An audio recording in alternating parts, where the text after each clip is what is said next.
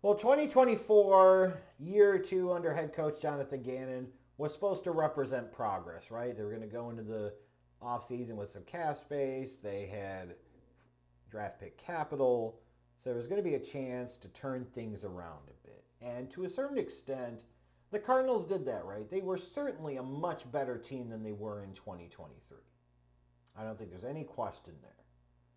Not good enough, still yes, but they were certainly better. No question. So progress is a positive, and you focus and try to go forward from there. Now, they didn't get off to the hottest start, but in fairness to them, when you look at them starting 1-3, look at the opponents and who they lost to. They lost to the Bills, who should have been the Super Bowl representative from the AFC, frankly. The Lions, who were upset by the Commanders. The Lions had the top seed. The Commanders, behind a rookie quarterback and first-year head coach, went to the NFC Championship game. So, in their proper context, when you look at how those teams ended up turning out, you look at the Cardinals 1-3 start and you say, it's kind of hard to knock them there. Like, those teams are clearly better than them. Like, not so bad, right? But soon after that, they started playing better as a team. And going into their bye week, they were 6-4. And if I had told Cardinals fans before the season that you would start 1-3 but be 6-4 at the bye, would you take that? I think most every Cardinals fan would say abso-fucking-lutely.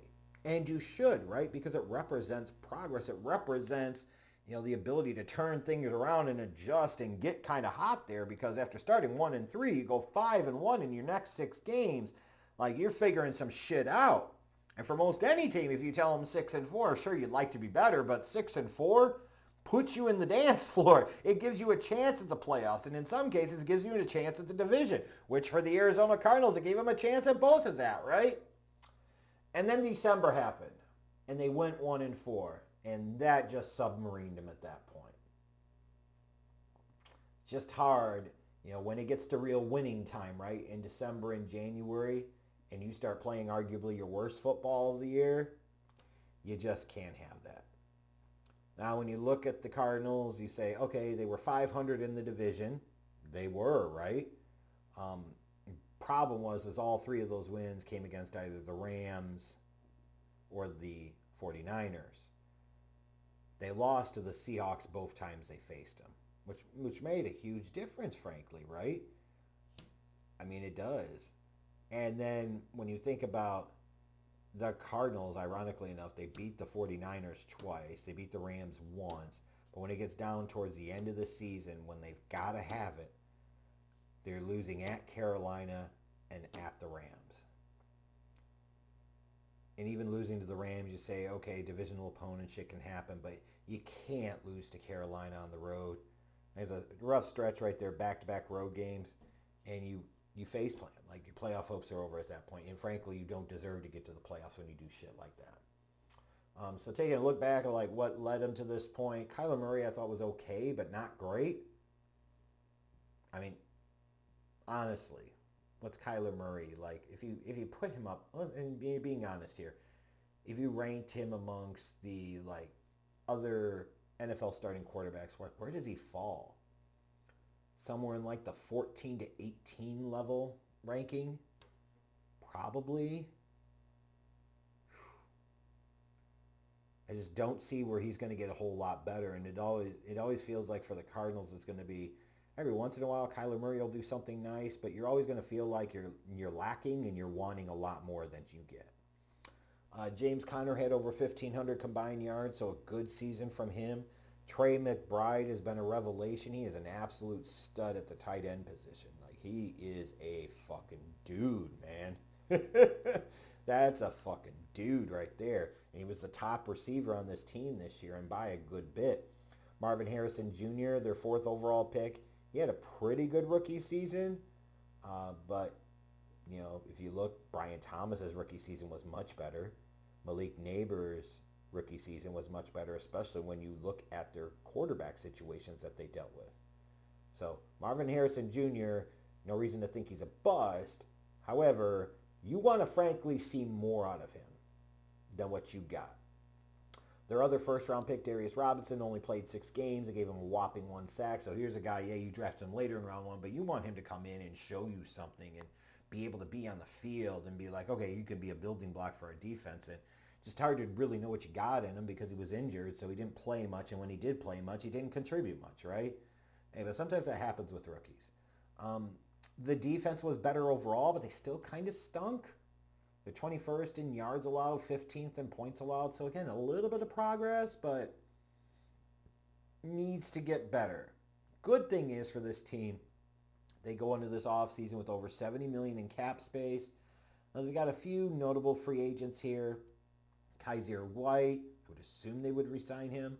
Will Hernandez and Evan Brown from their offensive line. Like possible that they let one or both of those guys go, or do they retain one or both of them? L.J. Collier, who frankly I don't think they would miss much if he wasn't there anymore. But they've got money to spend. You'd rather have some money to spend than none at all. Although sometimes when you have a ton of cap space, it can be a reflection, especially if you have it year over year, that your team's not very fucking good and you're not feeling the pressure to have to give guys long-term extensions. And yeah, there you go. So heading into this offseason, major priority is upgrading this defense. They've got to get better at the edge. Like they need guys that can get after the quarterback and generate pressure. They need interior guys on that defensive line that can do the same damn thing. Like this is a very simple game in the NFL. Can you throw the ball effectively? Can you run the ball effectively when you need to? And can you get after the opposing quarterback? If you can answer yes to all three of those questions, you can win the Super Bowl. Right? The Eagles, the Chiefs in recent years, like kind of that formula. Be able to throw when you need to, be able to run when you need to, and be able to get after the opposing quarterback and put pressure on him. That simple. And the Cardinals have got to get better there. And that comes through addressing your defensive front. I also think they need some more help in the secondary. But you can't totally forsake the offense here. Yes, you just spent a first-round pick on Marvin Harrison Jr., but it could be very tempting to take a wide receiver like, let's say, a Luther Burden or somebody in the day 2 range. You need another wide receiver here. You've got Trey McBride. That's great. He's a fucking beast. And then you got Marvin Harrison Jr., who you project, like, he'll be better in year 2. Although it's probably a little concerning. He was such a great prospect. He was so pro-ready. Well, he had moments where he looked like a beast, and he had other moments that he was largely irrelevant. You do need another guy on the outside. And then you probably need some depth on the offensive line, especially if you let Hernandez and or Brown go, because you got to protect Kyler Murray. Overall, like, positive season for the Cardinals in terms of some progression, some growth. But a couple of things here. One, like, how much more potential do they really have? Are they capped, because their quarterback is not an elevator or a multiplier? And he's not. And we know that by now. We've watched Kyler Murray for 6 years now. He's not a scrub, but he is not great. That might be arguably the worst spot to be in when you're talking about a team with a quarterback, because you're investing a ton of money into a guy that's basically like middle of the road as an NFL starter.